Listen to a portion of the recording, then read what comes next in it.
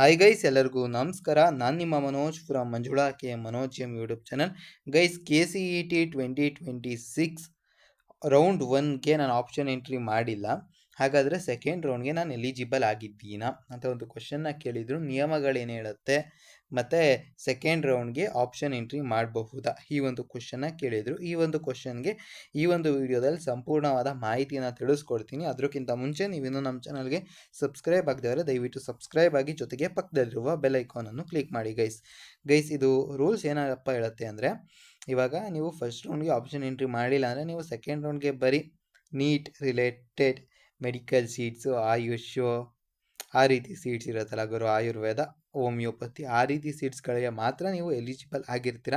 ನಿಮ್ಮದು ನೀಟೆಲ್ಲ ಕ್ಲಿಯರಾಗಿ ಎಲಿಜಿಬಲ್ ಆಗಿದ್ದರೆ.